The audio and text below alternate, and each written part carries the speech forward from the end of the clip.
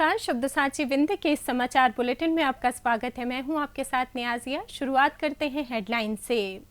रीवा से सीधी जा रही तेज रफ्तार बस पलटने से 34 यात्री घायल, 6 गंभीर। रीवा के क्यूटी जलप्रपात में डूबने से एयरफोर्स जवान की मौत। रीवा में ब्राउन शुगर के साथ युवक गिरफ्तार। रीवा में सीआरपीएफ सब इंस्पेक्टर के सूने घर में लाखों की चोरी। टीआरएस कॉलेज रीवा में सीनियर छात्रों को दी गई विदाई। रीवा से 21 अगस्त को रवाना होगी भारत दर्शन गौरव ट्रेन। रीवा में सांख्यिकी दिवस पर आयोजित की गई संगोष्ठी। रीवा में ब्रह्मा कुमारी विश्वविद्यालय में हुआ सम्मान समारोह। रीवा में पटवारी संघ ने मुख्यमंत्री के नाम सौंपा ज्ञापन। रीवा जिला कांग्रेस कमेटी ने की जीतू पटवारी पर एफआईआर की निंदा। रीवा में रानी तालाब परिसर में नगर निगम ने लगाए 500 पौधे। मऊगंज में लाखों की अवैध शराब के साथ तस्कर गिरफ्तार। सतना में एएनएम के घर पर पेट्रोल बम से हमला।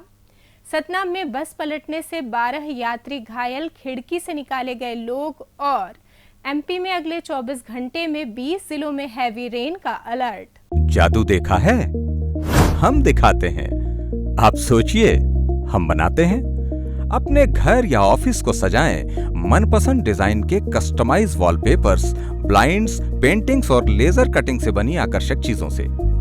आज ही कॉल कीजिए 7611125428, क्योंकि आपकी कल्पनाओं को पंख देना भी जरूरी है।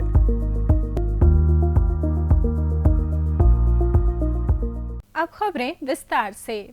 सीधी जिले के अमलिया थाना क्षेत्र में सोमवार दोपहर करीब 1 बजे एक तेज रफ्तार बस अनियंत्रित होकर पलट गई, जिसके कारण 40 यात्रियों में से 34 घायल हो गए। इनमें 6 यात्रियों को गंभीर चोटें आई हैं। हादसे में किसी के हताहत होने की सूचना नहीं है। घटना रीवा से अमलिया जा रही गहरवार बस के साथ एक स्कूल के पास मोड़ पर हुई। तेज रफ्तार और अचानक मोड़ के कारण बस अनियंत्रित होकर पलट गई। सूचना मिलते ही अमलिया थाना प्रभारी राकेश बेस पुलिस टीम के साथ मौके पर पहुंचे। बस के नीचे दबे 4 यात्रियों को स्थानीय लोगों और पुलिस की मदद से सुरक्षित निकाला गया। प्रशासन ने तुरंत 10 एम्बुलेंस भेजकर सभी घायलों को अमलिया और जिला अस्पताल में भर्ती कराया। थाना प्रभारी के अनुसार हादसे का कारण तेज रफ्तार और सड़क का अचानक मोड़ है। पुलिस ने बस चालक से पूछताछ शुरू कर दी है और मामले में केस दर्ज कर लिया है। स्थानीय लोगों ने भी घायलों की मदद में महत्वपूर्ण भूमिका निभाई। रीवा के प्रसिद्ध क्यूटी जलप्रपात में एक दुखद घटना सामने आई है, जहां पिकनिक मनाने आए भारतीय वायुसेना के एक जवान की गहरे पानी में डूबने से मौत हो गई। मृतक जवान की पहचान राजस्थान निवासी ब्रजेंद्र यादव के रूप में हुई है। जानकारी के अनुसार ब्रजेंद्र यादव अपने साथियों के साथ उत्तर प्रदेश के प्रयागराज से पिकनिक मनाने के लिए क्यूटी जलप्रपात आए थे। नहाते समय वो गहरे पानी में चले गए और डूब गए। घटना की सूचना मिलते ही स्थानीय पुलिस और एसडीआरएफ की टीम मौके पर पहुंची। रविवार की देर शाम शुरू हुए बचाव कार्यों में कोई सफलता नहीं मिली, लेकिन सोमवार सुबह एनडीआरएफ और पुलिस की संयुक्त टीम ने कड़ी मशक्कत के बाद जवान के शव को जलप्रपात से बरामद कर लिया। पुलिस ने शव को पोस्टमार्टम के लिए अस्पताल भेज दिया। इस बीच वायुसेना के अधिकारियों ने सिरमौर पहुंचकर जवान के परिजनों को घटना की जानकारी दी है। पुलिस ने मामले की जांच शुरू कर दी है। रीवा जिले के सिरमौर थाना क्षेत्र में पुलिस ने अवैध मादक पदार्थ ब्राउन शुगर के साथ एक युवक को गिरफ्तार किया है। सोमवार को मिली सूचना के आधार पर पुलिस ने क्यूटी रोड के पास दबिश देकर रेशु सिंह को पकड़ा। आरोपी के पास से 9.30 ग्राम ब्राउन शुगर बरामद की गई, जिसकी बाजार कीमत करीब 25,000 रुपए आंकी गई है। आरोपी के खिलाफ एनडीपीएस एक्ट के तहत मामला दर्ज किया है। जांच में पता चला कि रेशु सिंह एक आदतन अपराधी है और उसके खिलाफ पहले भी कई आपराधिक मामले दर्ज हैं। पुलिस के अनुसार रीवा के ग्रामीण क्षेत्रों में ब्राउन शुगर की तस्करी बड़े पैमाने पर हो रही है और इस नशे का स्रोत पता लगाना पुलिस के लिए एक बड़ी चुनौती बना हुआ है। पुलिस ने मामले की गहन जांच शुरू कर दी है। जोटी रोड पे एक आरोपी घूम रहा है ब्राउन शुगर लिए हुए ग्राहक की तलाश में। उस पर से तत्काल कार्रवाई की गई और एक ये रेशु सिंह गिरफ्तार हुआ है, जो आदतन अपराधी है। इसके कब्जे से लगभग 10 ग्राम ब्राउन शुगर बरामद हुआ है। इसकी गिरफ्तारी की जा चुकी है। अन्य आरोपियों की पता तलाश जारी है। कहाँ से ला रहे हैं लगातार सर? ये रीवा लाना बता रहा है, पर हम और सोर्स भी तलाश रहे हैं, अन्य क्षेत्र में भी कौन कौन ब्राउन शुगर का काम कर रहे हैं उन पर भी कार्रवाई की जाएगी। रीवा के बिछिया थाना क्षेत्र अंतर्गत कुठुलिया मोहल्ले में CRPF sub inspector Nagendra Dwivedi के सूने घर में अज्ञात चोरों ने सेंधमारी कर 4 लाख रुपए से अधिक की चोरी की। चोरों ने सोने चांदी के जेवरात, 35,000 रुपए नकद और 8 से 10 जोड़ी नए कपड़ों से भरा एक सूटकेस चुरा लिया। पीड़ित ने बताया कि वे परिवार सहित अपने गांव मुकुंदपुर में कुल देवता की पूजा के लिए गए थे। रविवार को लौटने पर उन्होंने देखा कि घर का ताला टूटा हुआ था और सामान बिखरा पड़ा था। चोरों ने पूरे घर की तलाशी ली और एक सूटकेस सहित सोने की 4 अंगूठियां, एक जोड़ी झुमके, एक लंबा हार और अन्य जेवरात चुरा लिए। ये सामान उनकी बेटी की शादी के लिए खरीदा गया था। बिछिया थाना पुलिस ने पीड़ित की शिकायत पर मामला दर्ज कर अज्ञात चोरों की तलाश शुरू कर दी है। पुलिस का कहना है कि आसपास के सीसीटीवी फुटेज की जांच की जा रही है। स्थानीय लोगों का मानना है कि यदि पुलिस सक्रियता दिखाए तो चोरी का खुलासा हो सकता है। रीवा के टीआरएस कॉलेज के समाज कार्य विभाग में प्राचार्य डॉक्टर अर्पिता अवस्थी के मार्गदर्शन में एमएसडब्ल्यू द्वितीय सेमेस्टर के छात्रों ने चतुर्थ सेमेस्टर के सीनियर्स के लिए विदाई समारोह आयोजित किया। इस दौरान जूनियर्स ने मॉरल स्टोरी, कविताएं और प्रेरणादायी प्रस्तुतियां दी। साथ ही सीनियर्स को फ्रेम किए उपहार भेंट किए। आयोजन में Archita Dwivedi Miss Farewell, Aman Pandey Mister Farewell, Nancy Agnihotri best smile, Komal Chaturvedi best style, Alok Shukla best costume male, Saiba Khan best costume female और दिनेश प्रजापति बेस्ट पर्सन चुने गए। IRCTC ने तीर्थ यात्रियों के लिए विशेष भारत गौरव पर्यटक ट्रेन की शुरुआत की है। ये ट्रेन 10 रात 11 दिन में दक्षिण भारत के तीर्थ स्थलों के दर्शन कराएगी। तिरुपति, रामेश्वरम, कन्याकुमारी समेत 2 ज्योतिर्लिंगों के भी दर्शन होंगे, जिसके लिए टिकट बुकिंग चालू हो चुकी है। IRTC के वेबसाइट और ऐप के जरिए बुकिंग की जा सकती है। ये ट्रेन रीवा, सतना, मैहर, कटनी, जबलपुर, नरसिंहपुर, इटारसी, बैतूल, नागपुर और सेवाग्राम जैसे प्रमुख स्टेशनों से होकर गुजरेगी। रीवा से ये ट्रेन 21 अगस्त को रवाना होगी।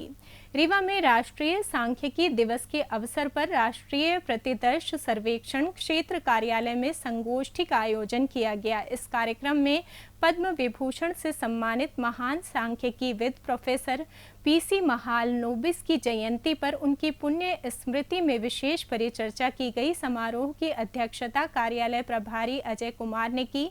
इस वर्ष सांख्यिकी दिवस का विषय 75 वर्ष के लिए राष्ट्रीय सांकेतिक ढांचे के साथ राज्य सांकेतिक ढांचे का संरक्षण निर्धारित किया गया था। इस विषय पर विद्वानों ने गहन चर्चा की। समारोह में विभागीय अधिकारियों और कर्मचारियों ने हिस्सा लिया। ये आयोजन प्रोफेसर महालनोबिस के सांख्यिकी क्षेत्र में योगदान को याद करने और सांख्यिकी के महत्व को रेखांकित करने का एक महत्वपूर्ण अवसर रहा। रीवा के प्रजापिता ब्रह्मा कुमारी ईश्वरीय विश्वविद्यालय में कलाकार स्नेह मिलन व सम्मान समारोह आयोजित किया गया। इसका उद्देश्य शांति, प्रेम और सकारात्मक वातावरण को बढ़ावा देना था। कार्यक्रम में डॉक्टर नारायण प्रसाद पाठक, हृदय लाल सिंह, वीरेंद्र गुप्त और डॉक्टर विभा श्रीवास्तव सहित गणमान्य लोग उपस्थित रहे। एक पेड़ मां के नाम अभियान के तहत पौधरोपण और काव्य संगोष्ठी हुई। 2 दर्जन से अधिक कलाकारों को पौधे भेंट कर सम्मानित किया गया। कार्यक्रम का संचालन भृगुनाथ पांडेय भ्रमर ने किया और समापन BK निर्मला के आशीर्वचनों के साथ हुआ। मध्य प्रदेश पटवारी संघ की रीवा जिला इकाई ने पटवारियों की विभिन्न समस्याओं को लेकर मुख्यमंत्री के नाम एक ज्ञापन रीवा कलेक्टर को सौंपा। पटवारी संघ ने बताया कि वर्तमान में प्रदेश में पटवारियों के स्थानांतरण में हुई विसंगतियों, खासकर गृह तहसील और अंतर जिला स्थानांतरण, वेतनमान में सुधार, 2800 ग्रेड पे की मांग, पदोन्नति और कार्ड रिव्यू जैसे महत्वपूर्ण मुद्दों पर ध्यान देने की आवश्यकता है। संघ के जिला अध्यक्ष अनंत प्रताप सिंह ने कहा कि ये समस्याएं पटवारियों को फील्ड में कार्य करने में भारी कठिनाइयां पैदा कर रही हैं। उन्होंने मांग की कि इनका जल्द समाधान किया जाए ताकि पटवारी तनाव मुक्त होकर शासकीय कार्यों और योजनाओं का लाभ आम लोगों तक पहुंचा सकें। उन्होंने बताया कि पूरे प्रदेश में लगभग 20,000 पटवारी इस मुहिम में शामिल हैं और हर जिले में मुख्यमंत्री के नाम ज्ञापन सौंपा जा रहा है। पटवारी संघ ने चेतावनी दी कि यदि इन मांगों पर समयबद्ध कार्रवाई नहीं हुई तो वे आंदोलन के लिए बाध्य होंगे। रीवा जिला कांग्रेस कमेटी ने अशोकनगर में प्रदेश अध्यक्ष जीतू पटवारी के खिलाफ दर्ज एफआईआर की कड़े शब्दों में निंदा की है। रीवा जिला कांग्रेस कमेटी ने मामले की निष्पक्ष जांच की मांग करते हुए एफआईआर रद्द करने की मांग की है। जीतू पटवारी जी के ऊपर भारतीय जनता पार्टी के द्वारा 26 जून को भारतीय जनता पार्टी के दबाव में प्रशासन द्वारा उनके खिलाफ 26 जून को एक एफआईआर दर्ज की। मामला है अशोकनगर जिले का 10 जून की घटना है, जहां गजराज लोधी और रघुराज लोधी दोनों ने आरोप लगाया कि स्थानीय सरपंच ने उनके और सरपंच के साथियों ने उनके साथ मारपीट की, उनकी मोटरसाइकिल छीन ली और उनको ज़बरदस्ती अमानवीय रूप से मल खिलाने का प्रयास किया। परिवार था वो कलेक्टर अशोकनगर को जन सुनवाई के दौरान इसकी जन सुनवाई में शिकायत भी करता है। 25 जून को पीड़ित ओरछा में मध्य प्रदेश में के जो कांग्रेस पार्टी के अध्यक्ष हैं जीतू पटवारी जी, उनसे मिलते हैं और मिल के उनसे अपनी बात रखते हैं। कलेक्टर अशोकनगर से फ़ोन पे बात करते हैं। कलेक्टर अशोकनगर उनके सामने इस बात को स्वीकार भी करते हैं कि यह मामला जन सुनवाई के दौरान उनके पास आया था और जीतू पटवारी पीड़ित के बयान का और कलेक्टर से चर्चा का वीडियो विधिवत मीडिया में जारी भी करते हैं। उसकी सरकार के दबाव में अशोकनगर का जो प्रशासन है वो 26 जून को जीतू पटवारी के खिलाफ एफआईआर दर्ज कर दी। इसमें हमारा कांग्रेस पार्टी का कहना है कि वहाँ के पुलिस प्रशासन की भूमिका संदिग्ध है, क्योंकि जब 26 जून को वो एफआईआर करता है तो मामला क्या होता है कि वो जाके शिकायत कर रहा है, उसको दबाव देकर और किस तरीके से उसी व्यक्ति का, गजराज लोधी का, किस तरीके से बयान बदलवाया गया, किस तरीके से उससे दबाव में नया स्टेटमेंट दिलाया गया और क्या भूमिका उसमें प्रशासन की थी और क्या भूमिका उसमें पुलिस की थी, हम चाहते हैं इसकी जांच हो। रीवा के ऐतिहासिक रानी तालाब परिसर में सोमवार को नगरपालिका निगम ने जल गंगा संवर्धन अभियान के समापन और हरित क्रांति के तहत वृहद पौधरोपण कार्यक्रम आयोजित किया। इस दौरान निगम के अधिकारियों और कर्मचारियों ने आम, जामुन, अमरूद, बांस सहित विभिन्न प्रजातियों के 500 पौधे रोपे। कार्यक्रम में महिला समूहों ने भी सक्रिय भागीदारी निभाई और पौधरोपण कर हरियाली का संदेश दिया। नगर निगम के सहायक यंत्री HK त्रिपाठी ने बताया कि रोपे गए पौधों की देखभाल के लिए एजेंसी का स्टाफ पूरे समय निगरानी करेगा ताकि ये पौधे स्वस्थ और विकसित हो सकें।